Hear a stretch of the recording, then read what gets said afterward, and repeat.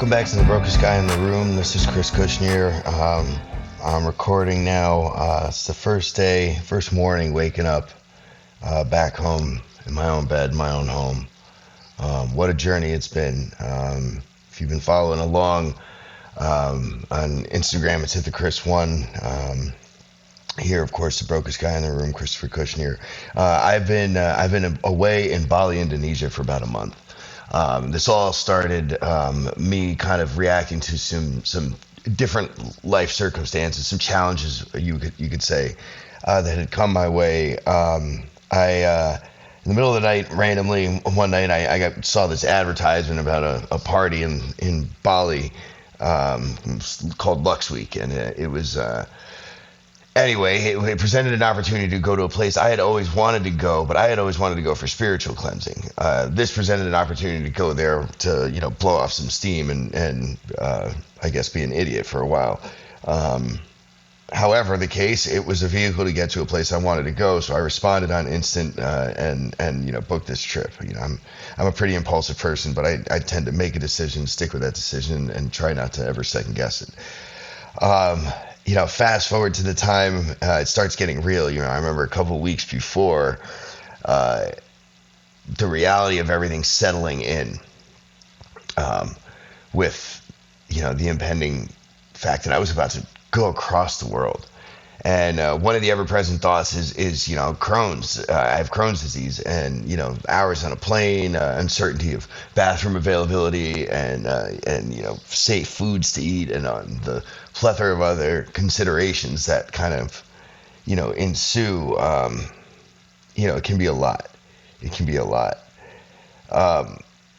Nonetheless, the dust is settling, the time is coming, and the day of comes, and I'm on my way.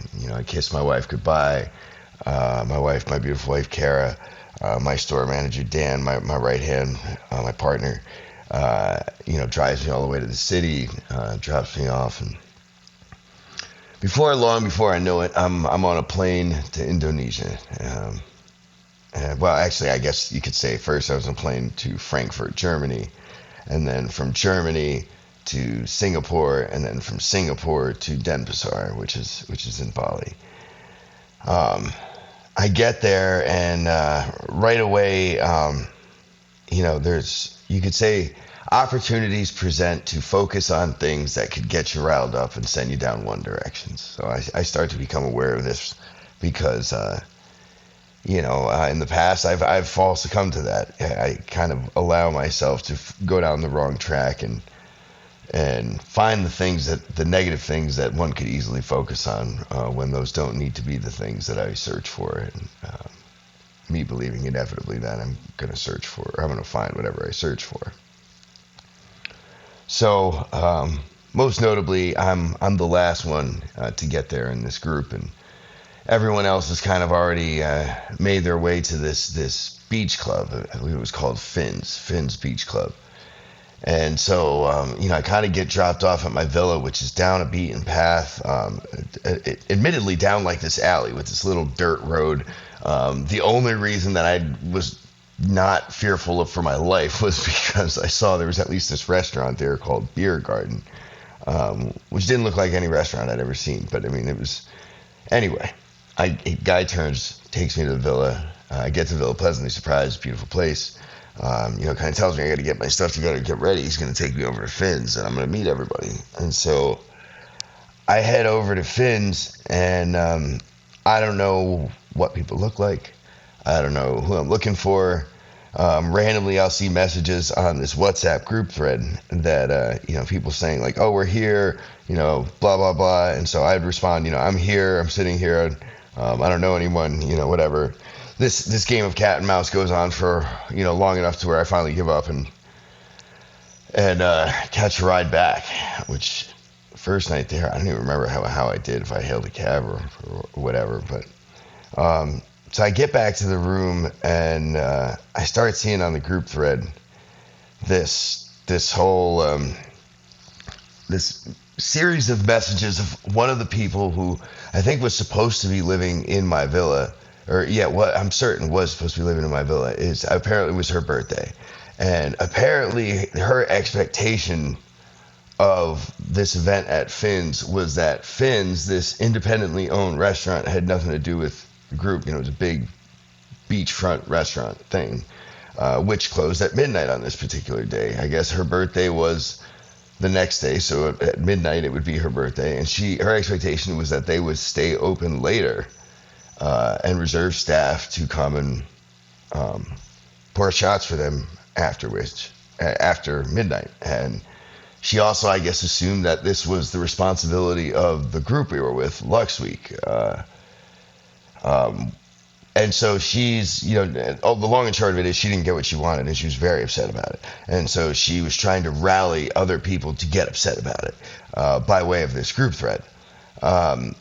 Given my experience, having been, sitting there in a different country across the world alone, trying to find the group that you paid to be a part of, and there I am in this villa alone. And so I'm hearing this message that you were surrounded with people, you were there. They couldn't extend, and they couldn't further bend backwards to accommodate you. All of these people who essentially didn't come here for you, for her birthday. Admittedly, birthdays are a sore topic for me, and I should back up there. Part of why I got named Chris, well, I believe the whole reason why I got named Christopher, is because I was born on Christmas morning, December 25th, 1984. That's my birthday, and so anybody who's known me for a long time knows that I always get sort of bitter or sour around my birthday, because you spend your birthday celebrating Christmas, not your birthday, really. And there's always little, you get your cake and you have your sort of normal things, but when you never get to do that, and then you watch throughout life how people start to, how a lot of people behave on their birthday. And I guess what's come to bother me is when a birthday is used as a day to force everybody else to sort of, have as much inconvenience in their life to bend it over backwards to make the day special about you. It's on par with like a bridezilla or something like that, which is a terrifying thing to me, because I don't think anybody should ever act like that under any circumstance. What is the benefit of it? I guess if you're asking me personally, I mean, I get celebrate yourself, but I mean, I guess I'm of the perspective that celebrate yourself in everyday life by treating your body and your mind as something to be celebrated. Celebrate yourself by eating foods that make you feel good. Celebrate yourself by having intention in your life, and celebrate yourself by knowing that you are being your best self by spending your day making choices that build positive momentum that further you to affect great changes, to do great things in your life. Celebrate yourself in that manner. The idea of let's all get together and not do something productive so that we can focus on me, inebriate ourselves, celebrate through alcohol, celebrate through whatever. It really is, to me, as meaningless as somebody saying to you, I'm sorry, which is also another rabbit hole we could go down, and that's sort of the series of events that happened on that particular night, my first night in Bali. It was really interesting because, you have all of these pendulum swings from these, it's about me, to these I'm sorry's, to all of these kind of useless actions. And I'm sitting here watching this thread come in. And so obviously I have two choices in this scenario. I do nothing, I do something, and I can't help myself, me being me. So, I try to frame it in a productive mindset, and I offer out there, hey, I know what it's like. My birthday's Christmas Day. I never really get to celebrate it on my birthday. One of the things that helps, side note, this was a lie because I've always been told to do this and I never really did it, but it was the only productive piece of advice I could think to offer. So I offered it. Back to the story. The tactic I offered was, just pick a different day. And then you'll have a couple days here to set it up and get everybody, riled up, and you could do it that way. And, as solutions often are received in this manner when offered to somebody who isn't, who really is in a mindset they just want to complain and they want others to complain. They want to be unhappy and they want to spread that unhappiness. And so, of course, this was met with resistance. Well, I just feel that they should have blah, blah, blah. And to which I reply, they're a separate place. They have nothing to do with Lux Week. Like, this isn't in their control. Like, why not focus on something productive? I can't remember how this all ended, but ultimately, I think everybody were able to let it go. Which the next day was funny because I encountered the staff. And, people don't often think of the staff from this perspective. My mind kind of goes there right away because, from early on, I mean, my parents owned a small motel. And so we were always kind of in service. And, my first jobs were all in food service. I mean, service, I guess, is the idea. So when presented in this scenario, I couldn't help but really look at the service people. And I had this encounter. I went up to the bar to order a drink, and I didn't realize I was sitting next to sort of one of the main organizers of all this. And where I'm going with it, she asked who I am, and I gave my name, Chris. She said, "Oh, you're Mr. Chris." And she said, "Oh man, I just want to say thank you. That was so frustrating last night. We were trying to explain, and the whole point of it is that for a moment I just saw a kind of relief in the face, and it was one of those moments where you realize that one person was choosing to focus on, had presented an opportunity to impact the experience of everybody else there. One of the big things that I started to realize on this trip to Bali was just how real it is that happiness is sort of the alignment of your expectations and your experience. I had a different way of recording that. I discovered one day in meditation that the key to happiness, as I saw it, was to have proper expectations.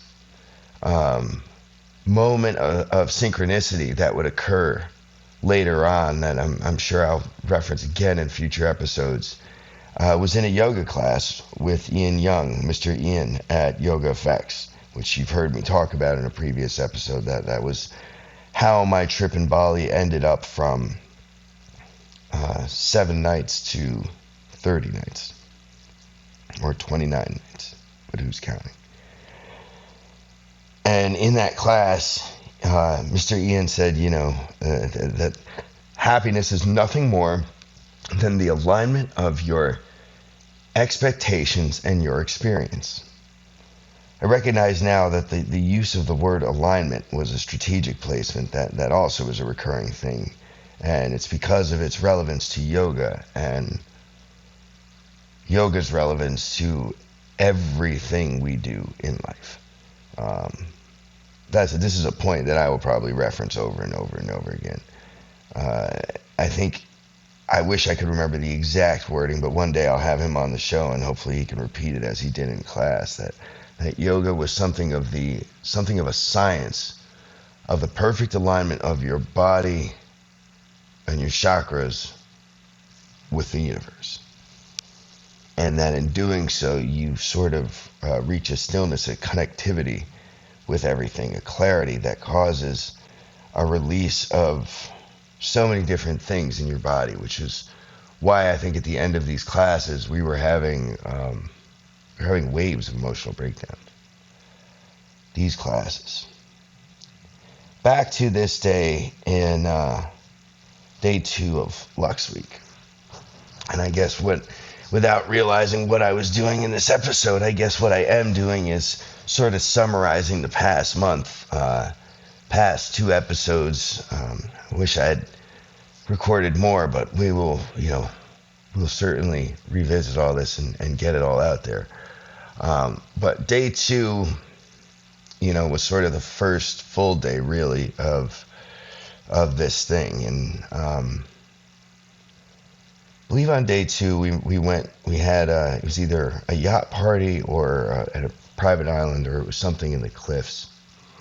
In any case, it was a gorgeous setting, and we're off to the races of just kind of hustle and bustle of party. These portions weren't as significant as what kind of happened, next. I mean, ultimately, I started to come a point where I couldn't do it. I remember, I think it was just the previous episode. I talked about this. Everybody was going to a water park, and typically I love water parks, but on this day it just didn't sound appealing. I decided I wanted to go find a place. I ended up at this gym, Soham Gym. I overheard two people, Conrad and Sammy, from they were attending a teacher certification under a program, Yoga Effects. Yoga Effects was put on by Mr. Ian Young, and he was teaching us Bikram yoga to certify us to teach. And he had brought in a gentleman named Ritesh from India, who was a second generation yoga teacher, who was going to teach us the theory and the philosophy of yoga and everything that goes behind, the sort of creation of the postures, the poses, and the purpose. All of this leads to this massively transformative experience for me that starts with a challenge presented by a teacher. First, an opportunity, a door opens. To try something that I've always wanted to try in a place that I've always wanted to try it in. I almost blow this opportunity by going out because class is at 7:45 a.m. I, in excitement, decided to rejoin my group, go out that night, get back at 3:45 a.m. and am feeling like I blew it. I go to sleep angry at myself. Body wakes up at 7 a.m., will not let me pass up the opportunity. So at this point, my brain is feeling like a puppet at the end of a master puppeteer. As my arms and legs are going and my brain seems to be in control, the whole thing is surreal. I end up at Soham. I end up in this class trying to sneak in because I'm not feeling well and feeling hungover and feeling massively inadequate. I immediately am pulled into the spotlight in front of a group full of strangers. End up spilling my guts about purpose when asked what brought me there. I tell the actual truth, which causes me to be in tears and broken in front of a room full of strangers, feeling absolutely vulnerable when I also feel my absolute most inadequate in a place far across the world from home where I haven't yet established any sort of comforts. Wow. Proceed with this yoga thing. End of class. Instructor comes up to me and presents me with a challenge, and this challenge is that to say yes or no, and yes being yes to the opportunity to change my flight, tell all the people I love back home that I won't be coming home, which I think was 2 days after that point I was supposed to be coming home, and that instead I'll be coming home in 28 days, and that I'm to go through this rigorous program about this thing that I know very little about, and that I'm going to graduate with people who have come from all over the world to learn this. And in doing so, I'm going to walk as a teacher, as they are, because I am to be a great teacher. That's what he tells me. Yes or no, right now. Before I got there, I had already pre-committed my life to being aware of my intentions and listening to how the universe responds to them, and being open to following that and to listening and to executing on what I learn without any efforts of controlling it. In other words, it might not look like what I want to do, but if it feels right, if it feels like the universe is telling me to do it, I'm going to listen and follow the thread. I'm going to have faith that it knows more than I do, because I jokingly say often, I'm always wrong. I think we can all get in our own way, and so I had already determined to get out of my own way. And so having this in my head and having already adopted this philosophy in my life, and this philosophy having already affected many positive changes in my life, how could I say no if I'm a man of principle? This was how I saw it in my eyes. I didn't feel there was a way I could possibly say no. Had my wife adamantly said no, that would probably cause reconsideration. I also believe, though, that anyone who truly loves somebody would feel the same way as that person in that scenario, right? Because it's not about them needing me. If they really love me, and I really needed this, then if then that, so to speak. So I knew what my wife was going to say, and so I said the same thing that she was going to say, and that was yes. And enter the cocoon. This series of events started out and ended up being the single most transformative thing that could have really happened to me in less than a month's time. During the next few weeks, I would undergo a physical, mental, emotional transformation that I couldn't possibly have been prepared for, and obviously wouldn't have been the same had I been prepared for it. I guess it's important to recognize that as well. in the next few weeks, I would learn about yoga theory. I would test my body through Bikram yoga in ways that I hadn't tested it before. I had always focused on power. I was focused on building absolute strength, explosive strength. And now suddenly I was to unlearn all of that and learn to stretch my muscles into length and pull my body into contortions that were uncomfortable. But upon breaking through that discomfort, finding stasis, finding releases that took me to different ways of thinking, different ways of perceiving, ultimately would change my perspective on a level I could have never imagined anything really could have done. But it did it nonetheless. And so with that in mind, having this experience, you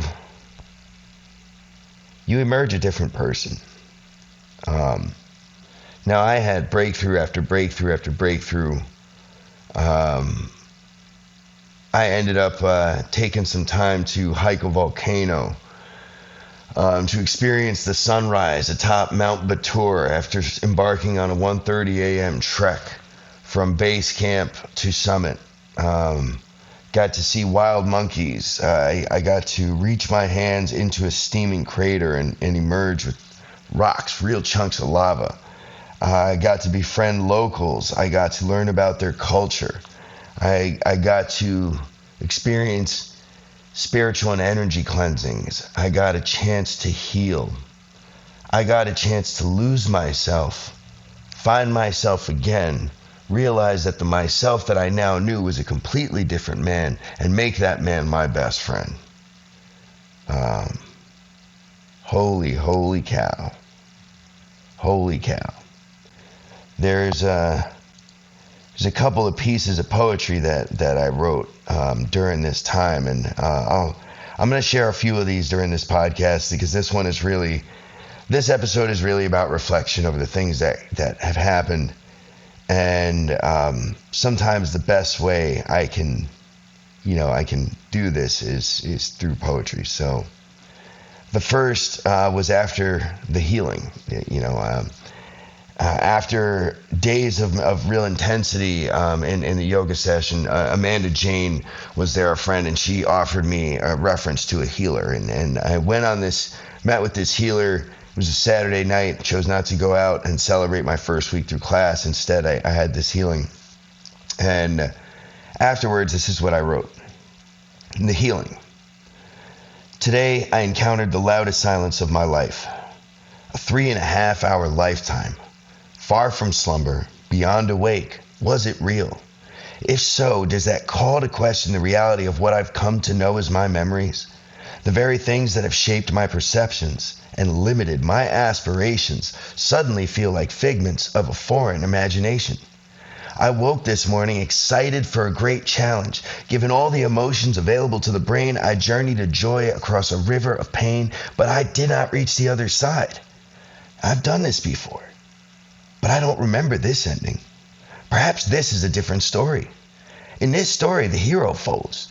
Feeling broken and confused, I sought to journey homeward bound, but what I found was lost, and what I lost was found. It was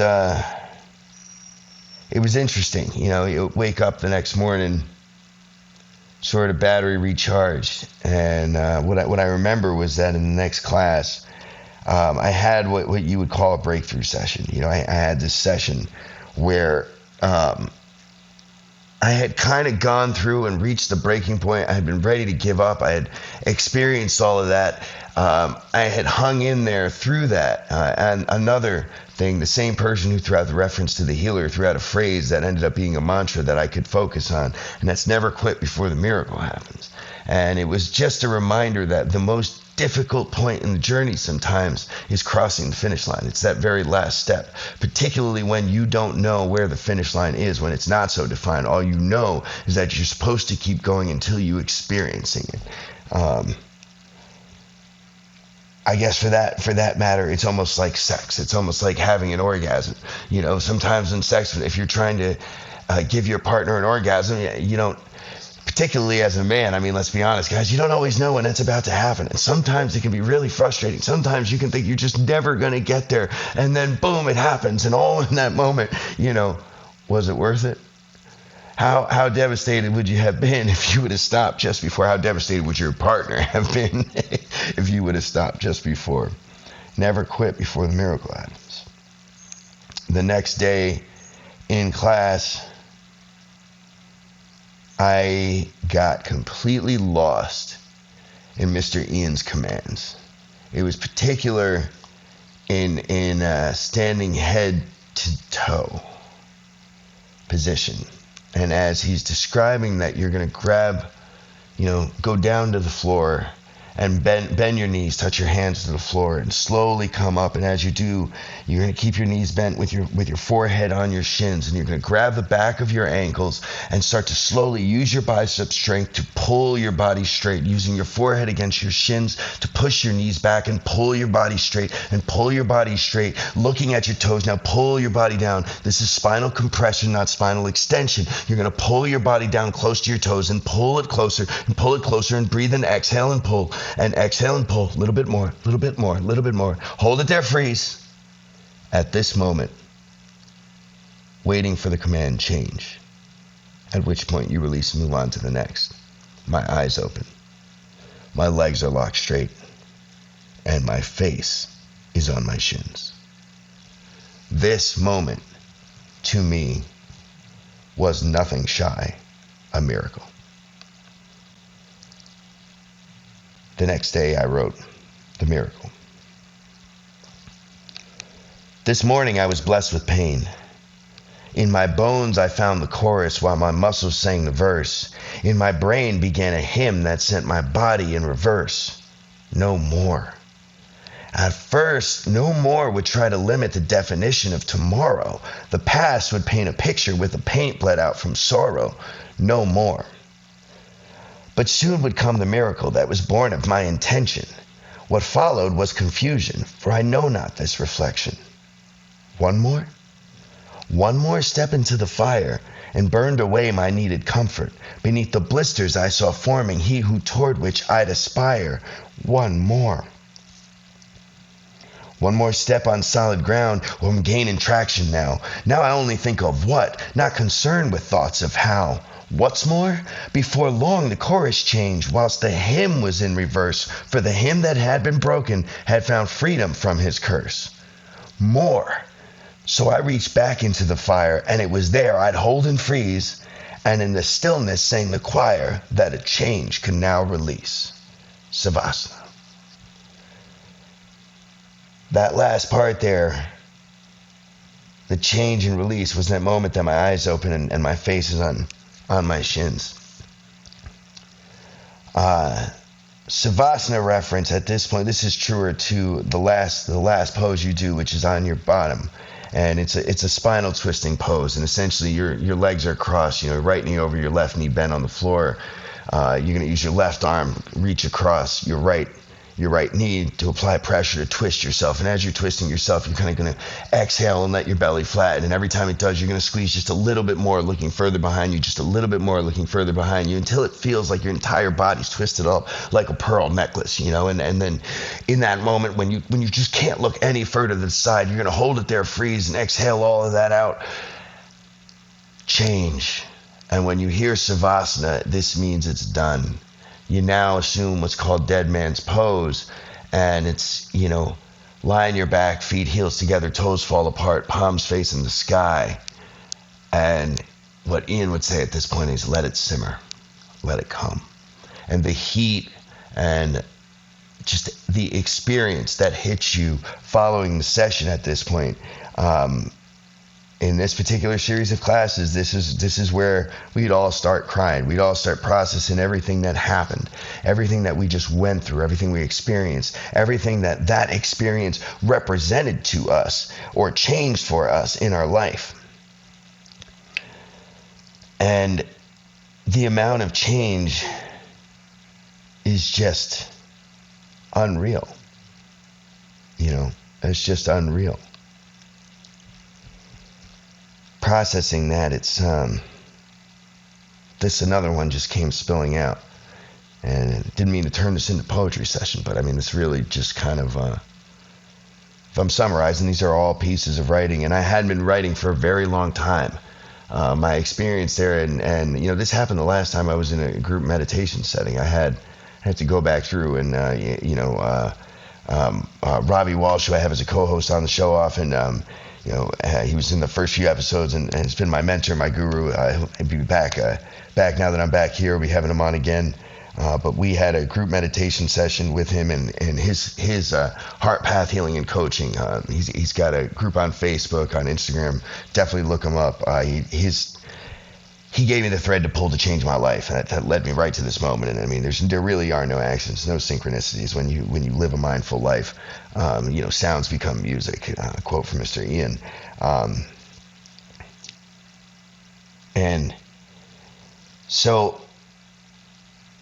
Back to what got me here. I lost my train of thought. But anyway, chasing what I thought was lost, I was soon to lose myself. Perhaps pursuing poverty is how I'd discover wealth. I tried to give it all away, but gained more than I could give. And in letting oneself die, I found another way to live. This was the thread that came. And that ends up getting finished at another point.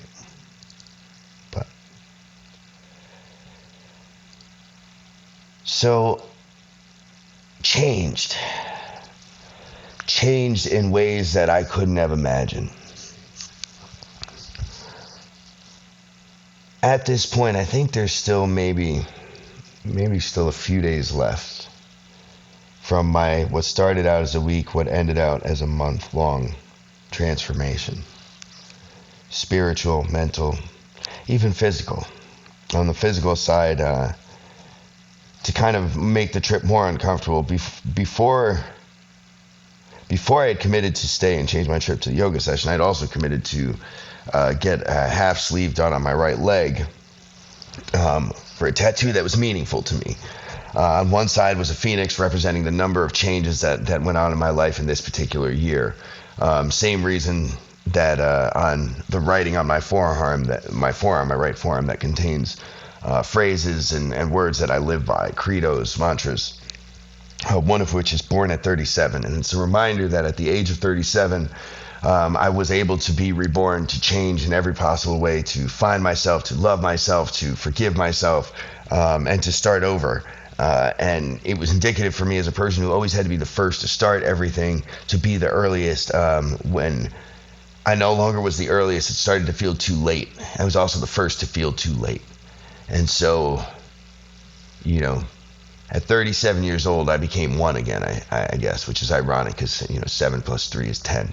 1 and 0, I left behind the 0 and I became my one, my whole self. Strange interpretations that come through. Maybe it's hogwash to you, it's significant to me. As long as it's significant to me, my perception is my reality, and so that will let it be, right? It's just how it goes. So we get here to this point, and I start to think about going home, the big homecoming, the journey. And I admittedly start having a number of anxieties and fears, rational or irrational, relevant or irrelevant, present nonetheless all the way. These fears are creeping into my head. And really, it's the thought of, will I be able to be more infectious than I will be vulnerable to infection?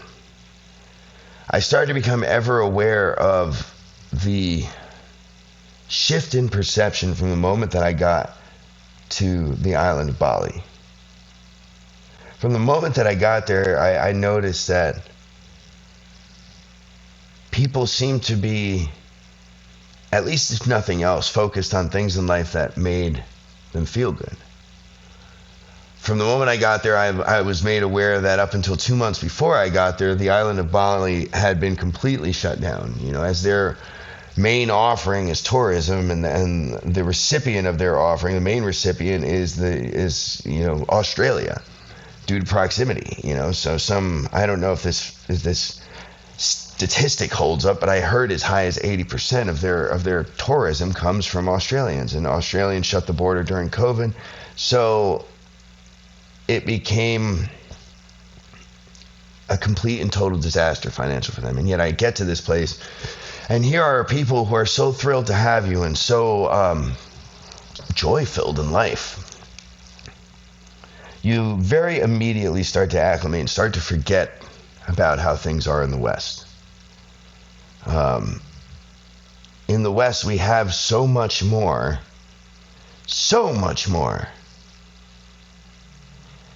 And seemingly the more we have, the less it feels we have.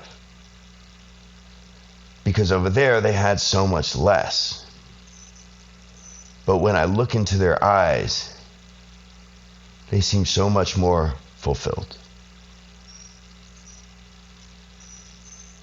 The impact of that, sitting here now, I realize that the impact of that was not possible for me to understand until I went all the way back around the world, returning home a changed man,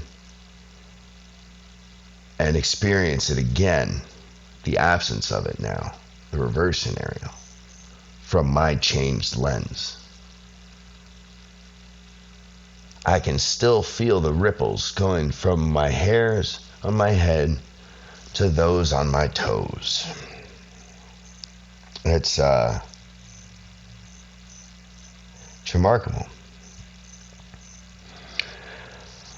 Leading up to the trip home, this thought of, susceptible to infection versus being infectious. And what I mean by that is, to what extent can you be the change that you want to see in the world? To what extent can you withhold the reality is that by trying to change the unchangeable, you inevitably change yourself. Now, having just undergone such an enormity of changes that were all positive, that worked so hard for, that were all so welcome, the awareness of the potential to unchange those things by returning to the same circumstances that led you to the state you were in when you took off becomes somewhat terrifying if you let it be. If you let it be. Again, I find myself with an opportunity to panic if I choose to. And I wish I could recall whether it was a dream, whether it was something else that pulled me out. But something reminded me to shift my perspective, to focus elsewhere, to focus on the positive. To be grateful for the wonderful and incredible experiences that I had had. To know that to lose them would be to render them insignificant. And out of gratitude and respect and appreciation for them, to make a promise to myself and the world to not let these events be insignificant. To document them, to share them so that I could remember them and imprint the impact that it had on me in a way that I could thus impact others with it. Because the change for me was so powerful, because it gave me the greatest gift of all, and it was a reminder that in me there is so much to love. Because we become truly powerful people when we discover and understand how to truly love ourselves. Because when we discover and understand how to truly love ourselves, we become so capable of passing that love on to others. And when we can pass that love on to others in a way that can make them love themselves, then they can pass that love on to others and do the same again and again and again. And that is a power worth fighting for. That is a purpose worth spending your life trying to achieve. For in that attempt, it is achieved. Coming down the mountain, in the past episode, I told the story, and I'm gonna revisit the story because it was so significant to me. And it's, as I'm coming down, I'm hot, and admittedly, I've got my shirt off, and I'm looking like I just ran up a mountain, right? I'm covered in dirt, my veins are bulging, I'm sweating, I'm getting all these comments. Everybody thinks I'm some kind of fighter. And a conversation ensues between me and one of the guys, and he says, "Are you a fighter?" I said, "No, I'm a teacher. I'm a yoga teacher."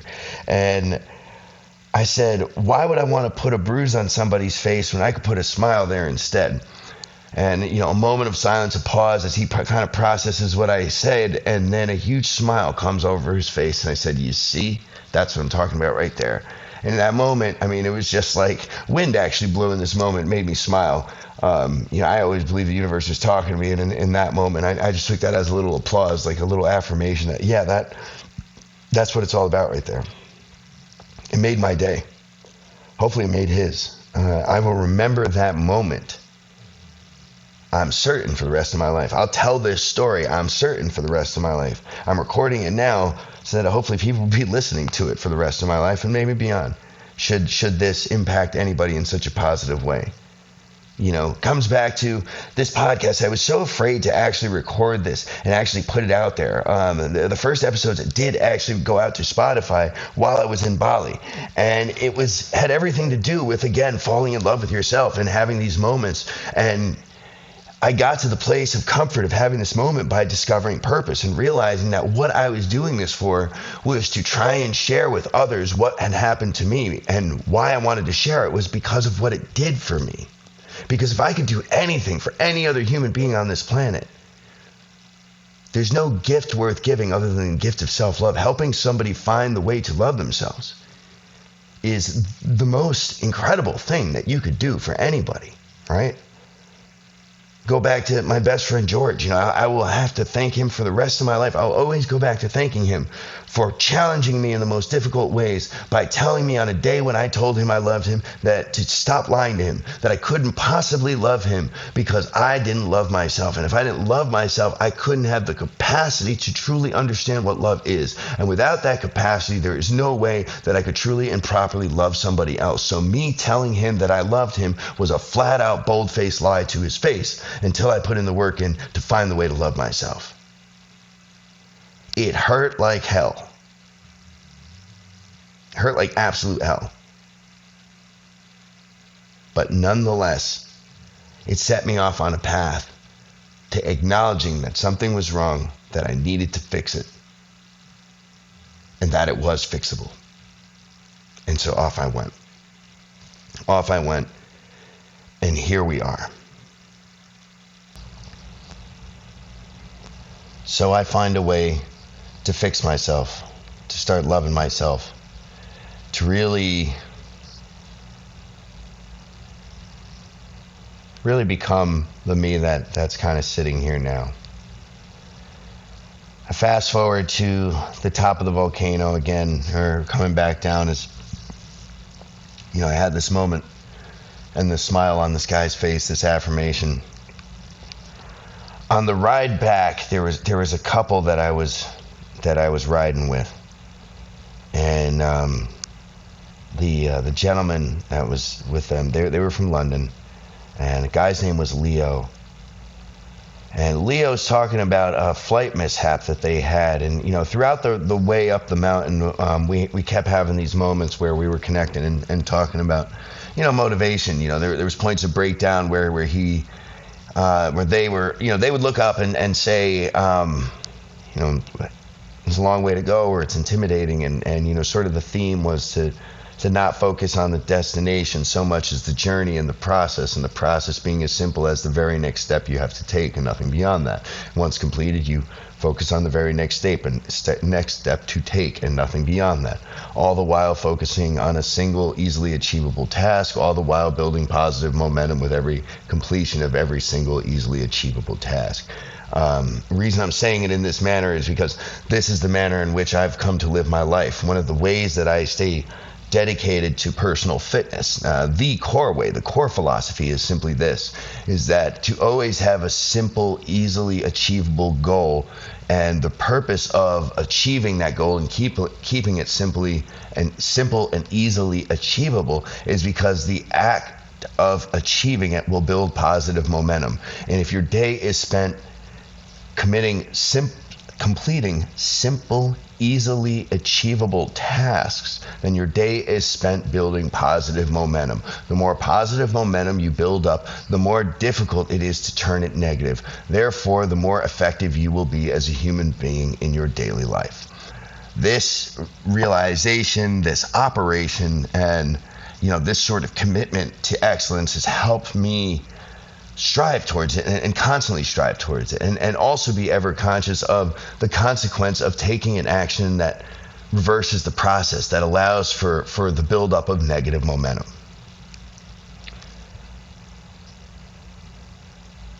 Throughout the course and through this trip to the volcano, we're coming down, Leo's telling this story essentially about an opportunity they had to give up. Their flights had changed. They had seemingly exhausted every possibility with a way to get through it. And we're at the point where they were ready to quit before the miracle happened. Leo at this moment has a moment of recognition of something that somebody once said to him, that every second is an opportunity. Process the magnitude of that statement. How many seconds are there in a day? How many seconds are there in a week, month, year, decade, lifetime? How many opportunities are there within those seconds? It's heavy. At this moment that this comes up, Leo says, I think they had like 2 hours to go, and hope emerges with the realization of how many seconds and therefore how many opportunities present themselves in front of them. The long and short of the story is they found a solution and got to their destination, and almost lost the experience due to the lack of hope and the willingness to quit, to give up before the miracle happened. This is on our way back down. This is 2 days before I'm to leave. The next day, I have planned, so funny. That evening, I'm supposed to go back and I'm supposed to have another healing. The next day, I'm supposed to go and have a map of the world tattooed across my stomach. I assume it's going to take about 8 hours. In reality, it would end up taking far more than this. The reason I wanted to have this map done was to pay homage to the impact that the places I have been have played on the man that I have become. Essentially, I feel very strongly that the places I have been have directly shifted and crafted this man that stands here today. And so I wanted to pay tribute to that by putting this map on my stomach. I knew this was going to be a very painful process, and doing it hours before I take off, flying, essentially 40-hour trip across the world with this on my stomach, I knew it was going to hurt. There's no consideration I could have made to possibly understand how bad it ended up hurting. So coming down the mountain, the rest of the event is I come and instead of doing anything else, I buy a couple gifts to take home, and I go prepare for this second healing that I'm supposed to have. Healing's supposed to be at 7:30, I think, and then it's 8:30, and before long I'm sleeping. 9:30, I wake up to my phone ringing, the healer's there, and I'm frustrated. I'm upset, admittedly, that I had rearranged everything to have this, and then in my eyes the opportunity was blown because I was too tired and I had to be up the next morning and at the tattoo shop by 8 a.m. I refused the healing. Prior to this, I had actually tried to record the previous episode that you may, if you're following episode 5, I was trying to record that, and I kept losing the data after I would finish recording. I was working with a spotty internet connection, and technicalities don't matter, but I kept losing the data, and I was incredibly frustrated, and then the healing didn't happen, and I was incredibly frustrated. And I remember talking to my wife before I went to bed and saying, I'm incredibly frustrated, blah, blah, blah, and she gave me one of those jabs to just, remember that, what do you always say about gratitude? The things that seem bitter or sour in the face often present sweetness on the other side, that they just haven't revealed it yet. So wait for the miracle to happen. Next morning I get up really early, and essentially I'm able to record my episode, and in doing so experience the healing that I needed to. So I then go and I was ready to not get the tattoo because the design that I was seeing wasn't right. but I decide to go ahead anyway, proceed with a new blank slate as I've essentially healed. And I get there, and I go to a place, Pure Iron Tattoo, Pure Iron Ink, on reference of Amanda Jane. I meet this guy Dex, who's I believe the owner there. We have this really awesome experience, this really interactive session. We come to this design and we embark on what ends up being, let's see, it was 8 a.m. when I got there. I was returned to my hotel at a half hour past midnight. Flight is at 12:55 noon. I'm to be back at the tattoo shop at 6:50 a.m. to finish putting the poem Miracle that I just read on my left side added to this tattoo, because I admittedly had to tap out from the pain the night before. I couldn't take anymore. The hope is that when I wake up, I'll be able to withstand the pain of having this addition on my left side, and hopefully the healing on my right side. Get there, are able to get half of it done. I'm in an incredible amount of physical pain. Emotionally, I'm excited and sad, bittersweet. Sad to be leaving the place I've come to call home. Happy to be returning to my actual home. Anxious about experiencing the home of my old self through the lens of my new self, and furthermore anxious about how the life and the world of my old self will receive the reality of my new self. All of these things are going through my head, and I embark on my journey backward. Now, on the way here, I came across the Atlantic Ocean. On the way back, I'm going to cross the Pacific. The flight pattern being completely different now is for me to leave Bali and head to Malaysia, Kuala Lumpur International Airport. From Kuala Lumpur to Tokyo, and from Tokyo to JFK by way of the Pacific, coming over Alaska and Canada. And kind of the craziest part of it, for shell shock, just frame of reference, the flight from Tokyo to JFK, if I'm not mistaken, was a 13-hour flight. And on that 13-hour flight, I embarked on the plane from Tokyo and arrived in New York, I believe on the same day, within an hour of each other. So 13 hours backwards, 13 hours flight, thereabouts. And it was like the world stood still while I traveled across it. Kind of a bizarre thing. Throughout the flight, throughout the check-ins or the layovers, I would try and find opportunities to call home or to reach back out home and see but I kept losing track of, like, well, wait a minute, what time is it? What time zone? What day is it? I don't even know where I am or what time it is. I was so confused, particularly landing in Tokyo where there was really not little I could connect with. Even the bathroom seemed so sophisticated. I need to take a moment of study in order to figure out how to relieve myself without making a fool of myself. Wowzer. The things you don't think about.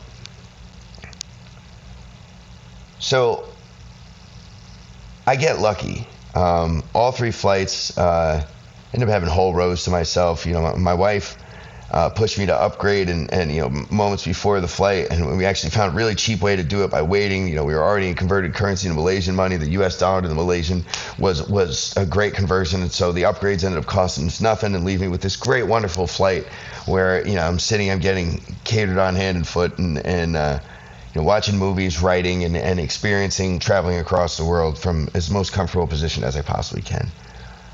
All the while, I keep thinking about coming home, and what it's going to be like. Throughout the journey, as a lot of things, you start out strong, and then the weight of the trip starts to weigh on you little by little. Before long, exhaustion starts to creep in, and as you get towards that point of the miracle, you start to wonder if you got the strength to make it there. It starts to get really close to the finish line. It starts to get really tough at the finish line. Always does. When I finally get to land, I get off the plane. I knew there was going to be some hours before I could check into the hotel, because landing JFK, I didn't want to just drive a 5-hour trek to Ithaca. Had my wife, Kara, coming to meet me, and we were just going to stay in JFK Hotel. I was going to beat her by a couple hours, and so I thought I'd use one of the airport lounges, take a shower, and recharge. This was impossible, and that was evident from the moment I got off the plane. At which point, you start to feel like cattle. In other countries you land and it's welcome here, welcome there. In this country you land and it's, get the hell out of the way and move over there. I try to ask somebody a question, and you can't stand here and ask a question. Go over there and ask a question. By which point, just by the action of going over there, your question has been answered for you. So I guess the implication is don't ask me a stupid question. And it just dawns on me, and for a moment, I start to feel myself become susceptible to infection, as I was talking about before. I start to feel that negative energy creep over me, and I actually captured a video that I'm glad I never shared because it was so negative. It was just about my perception of my first perception of the States coming back, and I was like, man, I see it. It's like a sickness. All anyone can think about is what an inconvenience everyone else is to them. And it's all over their faces. It's painted in every action and every gesture. The whole thing is just crazy,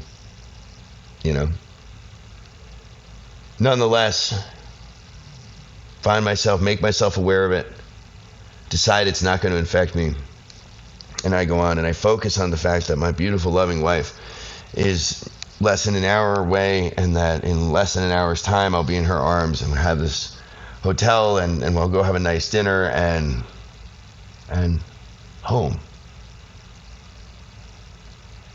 So enter that magical moment.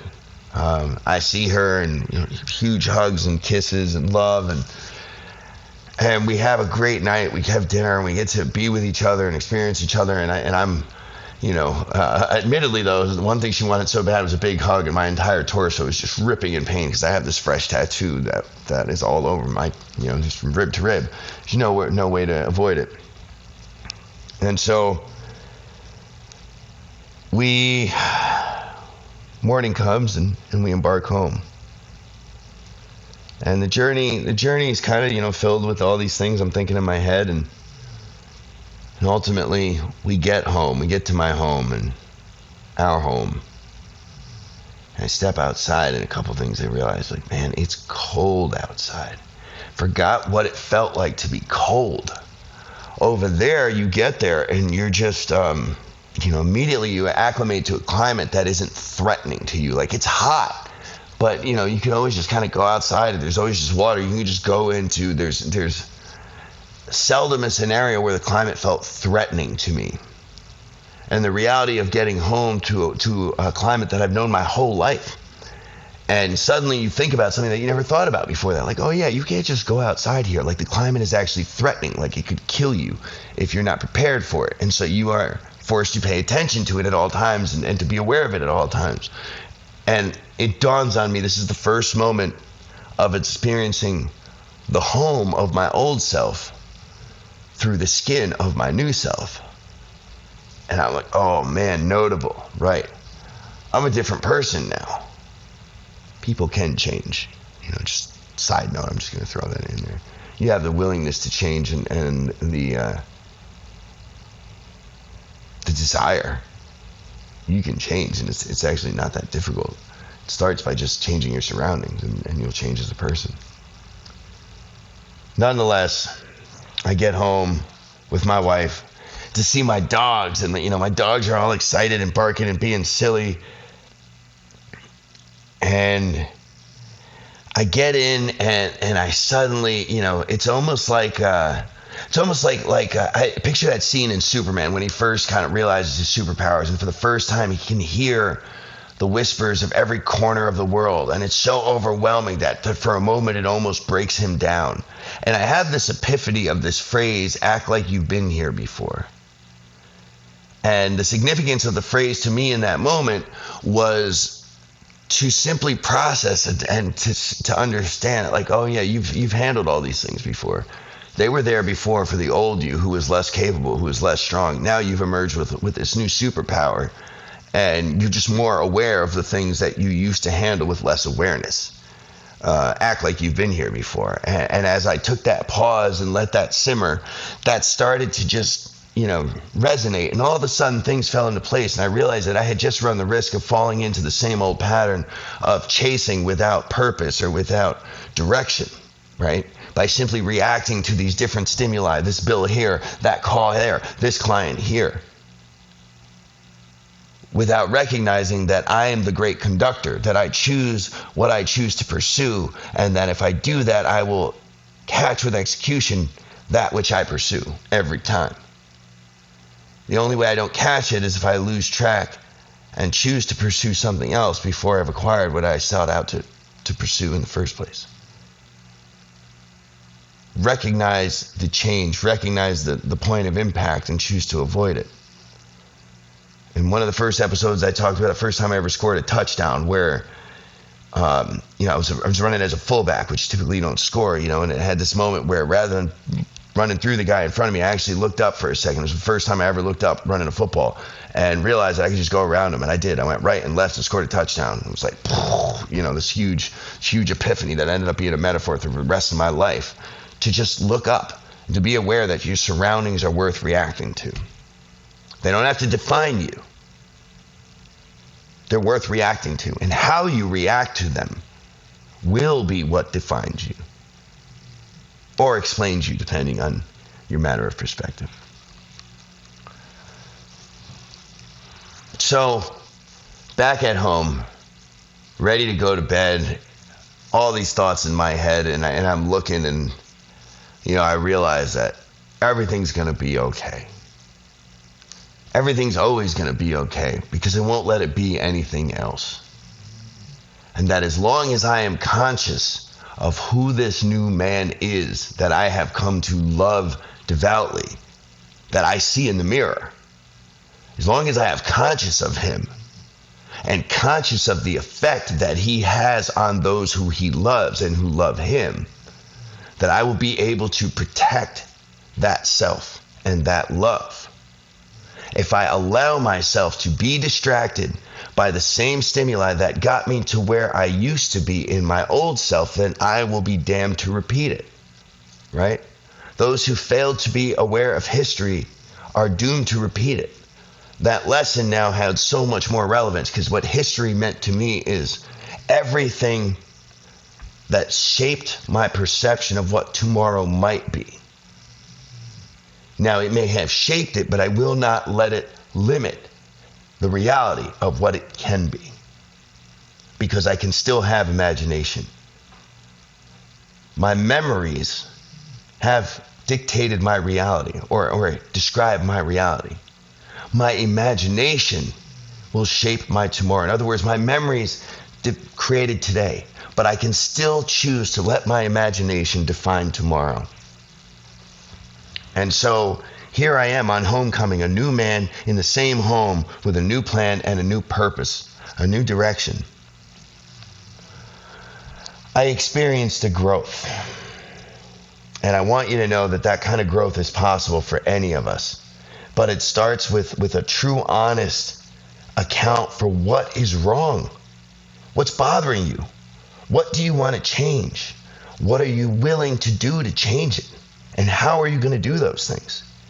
When are you going to do them? When are you going to start? It should be right now.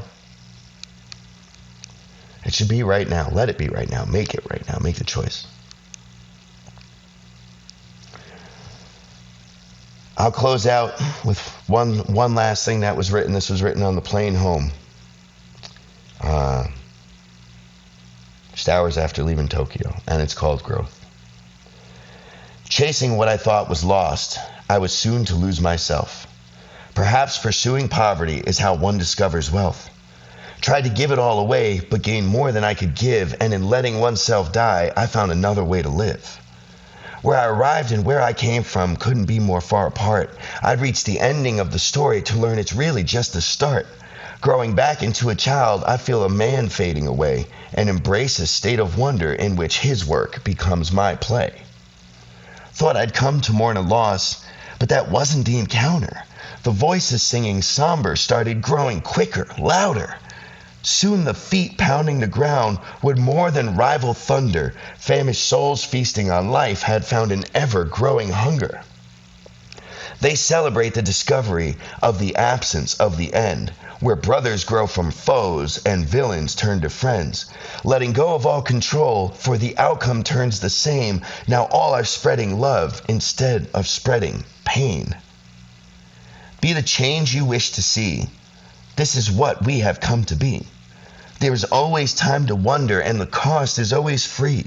Not caught inside a trap, only trapped inside a cause, transcending from the audience to receiving the applause. This is Chris Kushner from the Brokest Guy in the Room saying I love you all, and cheers until next time. Be well. Namaste.